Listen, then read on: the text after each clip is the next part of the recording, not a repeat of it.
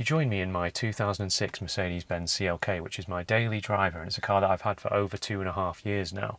And it's a car that I always enjoy driving. Every time I get behind the wheel of this car, it feels like kind of like an event. I could just go and drive this car for the sake of driving it, which when I was 18 I used to go for a drive all the time, just in whatever car, but now it has to feel special, and this car, it does that for me. It's a car that I've really grown to like over the time that I've had it. Inside this car, there are loads of little quirks and features and interesting things to talk about. So I thought, well, I've never really gone through all this before with you guys, particularly focusing on this interior, because of course that's where you spend all your time. When you're driving this car along, this is what you see. It's all of the little interesting gadgets and features and everything. So let's delve into it.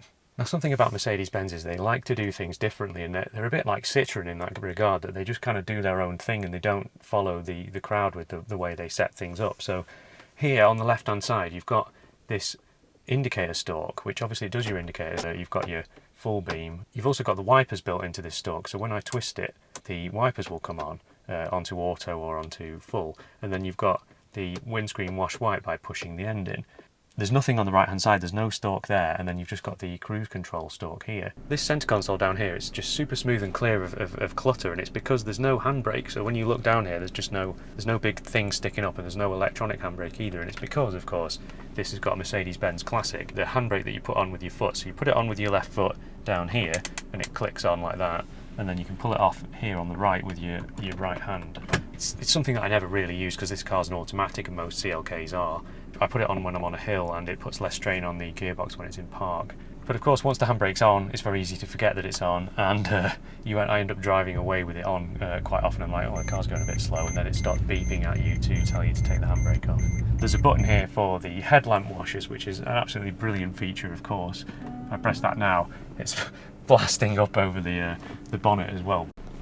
So down here on the door are all the window switches, standard electric window switches, one touch for the driver and passenger, but the rears are not. So in order to wind all the windows down, which is of course what you want to do in this car because it's a pillarless coupe, either push the first two down and then let go like that and then do the rears, or you get two hands on it and then you get all of the windows at once like that.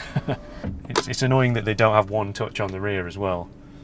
When you use the windscreen washers, it's not like a lot of cars where it just spurts it in one little stream and then it kind of spreads it out across the screen when the wipers go on it. It does this really nice fine mist, which is, I always think, is quite a nice luxury feature on a car. This is the standard Mercedes-Benz key. It's quite nice. It's flanked in chrome and it feels quite solid. To start the car, I just turn it and then let go immediately like that. And the car just starts. You don't have to hold it down for the exact amount of time that you need to start the car. Now, when I get in some cars that don't have that feature, I sit there and I'm like, like that, and it just doesn't start because I'm used to just letting go of the key. Now, as I've mentioned before, something I really like about this car are the dials in front. They're just super clear and easy to understand, and they look really classy with their chrome rings and your clock, which is just like a proper analog clock. But you've also got these little dials for the fuel and the temperature. Normally, I'm not a big fan of digital fuel readouts because they don't give you the exact amount of fuel that you've got left. You've just got these gradations of fuel. But in this case, if I can count those now, 1, 2, 3, 4, 5, 6, I don't know, I think there's something like 18 or 20 gradations of fuel there, so really it's pretty accurate and you're never going to be thinking, oh, how much have I got left? So this second stalk here, which is just sitting up proud up above the indicator, that's the cruise control and the speed limiter. You can switch it on to speed limiter by pushing the stick, and then this little orange light comes on, which is quite nice. It's a nice stalk, it feels nice to use. When you set your cruise control speed, it actually shows you the position of the speed in this central circle, which is quite weird. I've never seen it on any other car, and it shows you in all these little blocks exactly where the cruise control speed is set to. The other interesting thing about cruise control on this car is that it actually brakes for you. So if you're going down a hill and you want to keep the car to 50 miles an hour, you don't have to brake the car, it'll just keep it at 50 miles an hour down the hill and it won't roll away. You can actually feel the brake pedal move underneath your foot, which is a very weird sensation. Because the light switch is not on any of the stalks, you've got it to the right here, so you can then switch on the fog lights by pulling the dial outwards. Interestingly, none of this lights up, so at night it's really actually quite hard to tell what it's set to, except for the fog lights, which when you pull the dial out, the fog light comes on. Underneath the electric window switches is the boot switch, which opens the boot for you. Now it's got a little light on it, so if I press this button now, the boot pops open, and I get a little red light to tell me that the boot's open, which is nice. Better go and shut that now.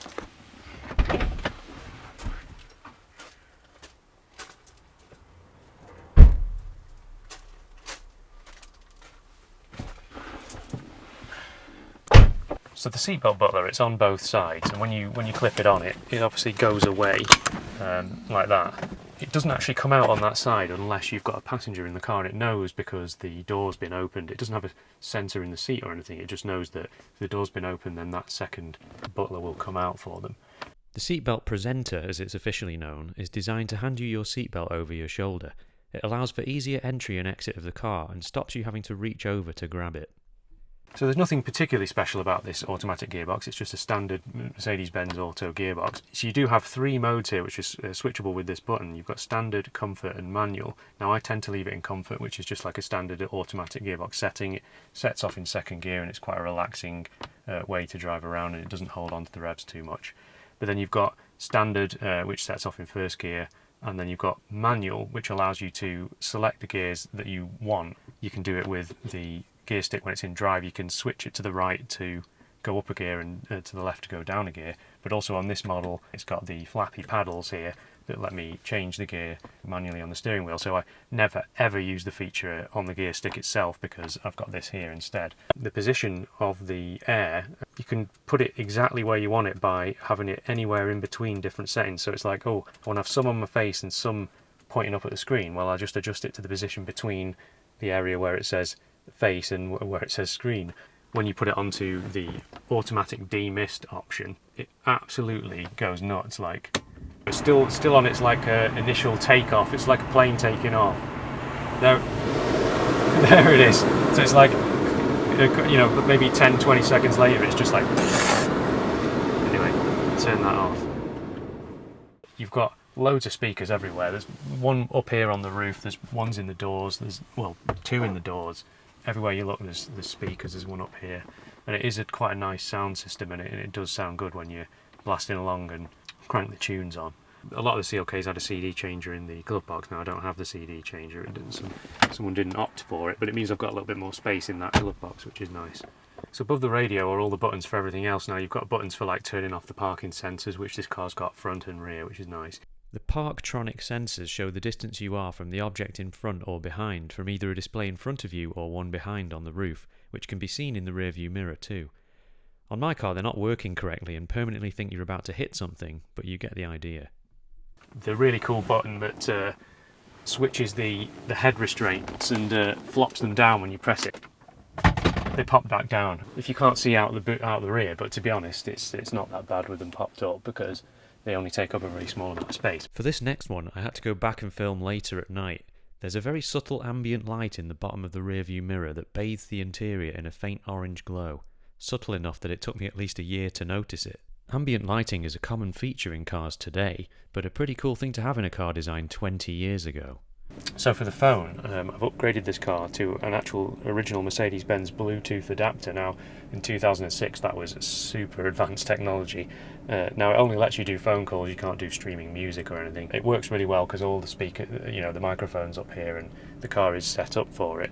Now this car comes with this rear view mirror here that automatically dims. If the car behind you blasting lights through the window into the mirror and then into your eyes and you're getting blinded, you know, it's a common feature on luxury cars and a lot of modern cars. But what I didn't realise for quite a long time was that the driver's side mirror also has auto dim feature on it. I can't see how that works. There's no little sensor like there is on this one here, but it works really well. And I know it does go wrong on some of these CLKs and the glass goes all a bit funny. But in the case of this car, it works absolutely perfectly, and it is actually really useful at night. There's never any sort of scratchy plastics or hard plastics. It's all quite nice materials. And then down at the bottom here, the side pockets are actually kind of carpeted in this material. Now I've obviously in this car got leather everywhere, leather inserts on the door and the seats and everything. A lot of features in this car, like the Jesus handles, of which you've got 4, one for each passenger.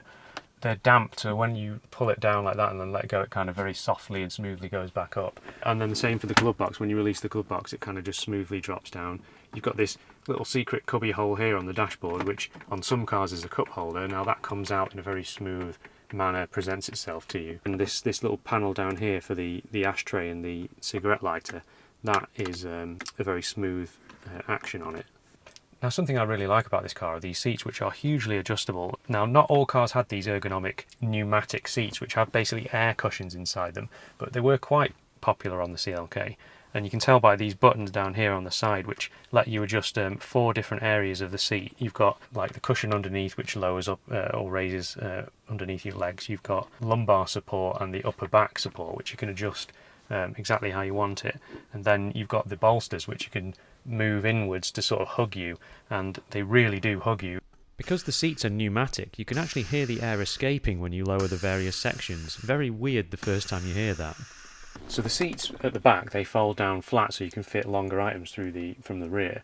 But when you pop the seats back, if the seats are not fully clipped in, you get these little red pieces of plastic sticking up out of behind the chairs, and it tells you that you've not fully attached the seats and there's a safety issue, which is quite a pleasingly old school manual way of them telling you, rather than having electronics to tell you. Because if the passenger seat, for example, isn't fully fixed down when it's been tilted forward to get someone in the back, it'll tell you in the dial in front of you that the seat is not fully attached, and that's all electronic. But yeah, you've got this old school manual way at the back. So I think I've kind of covered most of the interesting things in this car. If there's something I've forgotten, then please do let me know. And also, if you'd like to see when this car clocks up to its 3rd year with me, if you'd like to see a report on all of the sort of things that I've had to fix and sort out on this car while I've had it, then please do let me know. Obviously, like this video if you've enjoyed it.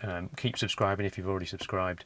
And if you want to see the last video I did on this CLK, then please do click up there, and I'll see you in the next video.